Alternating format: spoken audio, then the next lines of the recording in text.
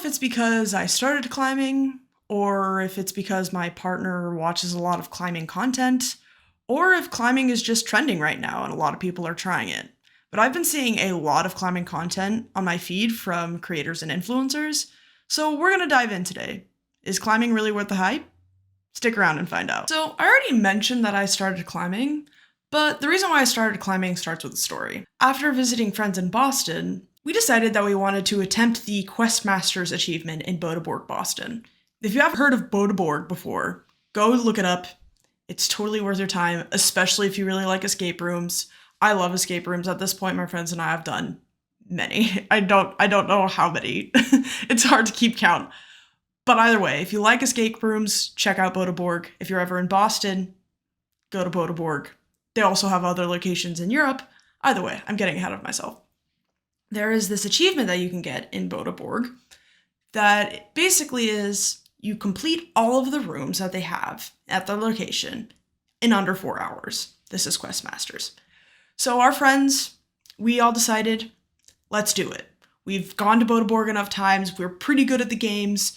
We're gonna get in the gist of everything. Let's just commit to it and do it. And part of Boda Borg is physical rooms. You have escape room, like puzzle rooms, going through it, trying to investigate, figure out the next steps. And then there are also physical rooms, where you're climbing or kind of going through an obstacle course of sorts. At the time, I was very bad at them. I was the slowest of my friend group. I couldn't hang onto the walls when you needed to hang onto the walls. So I decided, I'm like, okay, we're doing Quest Masters. I gotta train. So I have to start climbing because all of my other friends climb and they are good at these kinds of rooms. So I was like, it's training arc time. Let's go.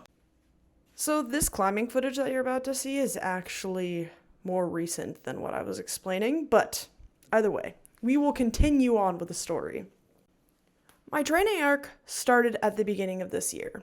I started going to the gym with my partner, and I found it fun, but also very intimidating. I felt weak when I got on the wall. I was falling. I basically couldn't stay on even the easiest levels of climbs. I was scared of going too high, which I still am, but even more so at the beginning. And I felt less worthy to do my routes in comparison to those climbing harder level routes. So in times when it was really busy, or if other people were in the area of the wall that I was climbing, I wouldn't step out to go and try because these people were doing harder routes and I thought that they were more worthwhile to be on the wall than me. Because I was inconsistent and because I didn't feel strong and I wasn't seeing a lot of progress, I was worried that I would let my team down for Boda Borg. I wouldn't be able to complete these physical rooms. But then we went back to Boda Borg in April and I was able to do the physical rooms. I was able to hold onto the wall. I was able to go faster in the rooms where you kind of need to go faster. I could feel these changes in my body. My friends and I were able to complete and do Questmaster. It was awesome. It's probably the coolest thing I've ever done. This experience made me realize something. I made progress. And even though I was inconsistent, I still made progress and I was gaining strength. So this trip really motivated me to get better at climbing, because I could see that climbing was actually making me stronger. After seeing these changes in kind of the outside context, outside of the climbing world, I was like, let's keep going with this. I bought a membership to my gym because otherwise I was just using my partner's guest passes, and started going multiple times a week. Climbing more often didn't mean that I was immediately getting stronger and immediately feeling more confident on the wall. I was still struggling with the things I've said before, but it got a lot easier. I also started voicing these concerns to my partner, and he made me realize, one, everyone's doing their own thing in the gym. No one's really going to be paying attention to what route you're doing or if you can't do it. And if they do pay attention to it, the likelihood that they forget about it in like 2 minutes is very high. As long as you're getting out of the way and letting people do their routes as well, no one cares what route you're doing. Everyone is welcome and everyone is equally as important when it comes to getting their workout or getting their climbs in. This is something I'm enjoying. Everyone else is enjoying their time too. I'm not inhibiting anyone else's time. We can all do the things together. One thing I can say is that I have gotten stronger over these months that I've been more consistent. I could barely get on V0s, as I mentioned, but now I'm starting to do V3s. Like, I can do a lot of V2s in my gym, and V3s are becoming approachable as well. The biggest thing about the climbs is still doing scary and high moves. This video shows there was a climb that I was trying to do, a V2, where I can almost reach the next hold. It's just kind of far apart, and I don't trust my feet enough, or I haven't been trusting my feet enough. It's still something I'm working on. That I could not reach across to grab the next hold. I just wouldn't let myself do it. And there was a time where after some encouragement, my partner's like, just do it, just send it. I tried to kind of jump, but I physically, like as an instinct, pull myself back to the other side and get really freaked out and kind of like, I need a minute.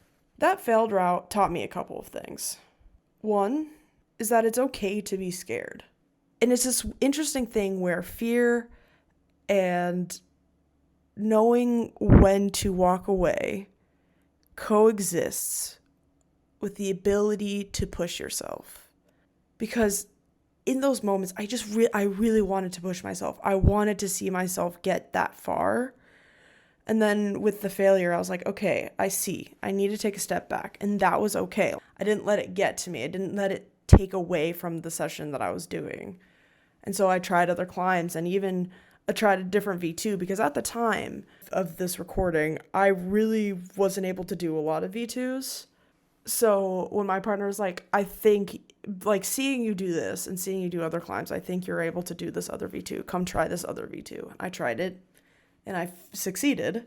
And it just shows that, okay, I have strengths in some areas, and finding those strengths is helpful, because then it allows you to be like, okay, I can come back to these things. I can come back to this route in times that I need, like, a pick-me-up almost. If I'm trying a hard route and it's something that I feel like I can't get or is too intimidating, I go back to routes that I know that I'm strong on to remind myself how far I've come, how much I can accomplish.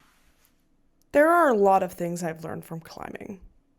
I've learned that I love feeling strong.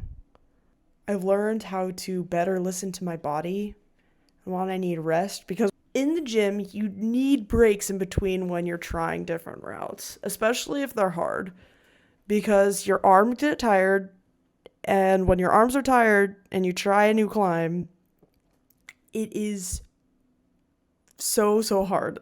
The likelihood that you'll be able to get to the top, if it's something that's out of your comfort zone or something new, is probably low if you have not rested. When you rest and you let your arms recover and try it, oftentimes your rate of success goes up. This is true for me, at least. So I learned that I need to rest. In a similar vein, I also know when I'm able to push myself. I can feel when I'm on a wall that I'm like, okay, I'm here. I'm not too scared. I don't feel intimidated. I'm not panicking. I don't feel tired. We can try these things. We can try reaching up one or moving our feet differently to get to the next level. I'm also starting to learn that experimentation on the wall is important to gaining progress. There is a route that I was doing this past week that I was like, these kinds of holds are new to me. I'm really bad at them. I'm feeling weak on them. And so instead of just kind of trying to go up to this part of the wall and failing and, failing at the same point and feeling like I can't go further, I'm going to get to these holds, hold on, and then kind of see how it feels. Maybe try different positions while I'm holding on. Maybe try moving my feet to different areas while holding on. And as I did this, I was able to make more progress on the climb and actually top it, which was something I didn't think was possible. So experimentation and patience is very important to climbing as well. Climbing makes you feel better about failure, because it's just impossible as you get more climbs in, as you try more things, to not fail in climbing. Failing on the wall and climbing is just showing you that you need more strength. or that you have other strength in other areas and you need to work on something to get there. Failing is not something that's going to hurt you. It's actually a helpful litmus test of saying, this is what you can achieve, and if you want more, keep working at it. So do I think climbing is worth the hype? Absolutely. The things I've gained from climbing is more than I could say for any other activity I've ever done. And if you do climb, let me know what you think. Thanks for watching, and I'll see y'all next time. Meanwhile, here's a compilation of me falling.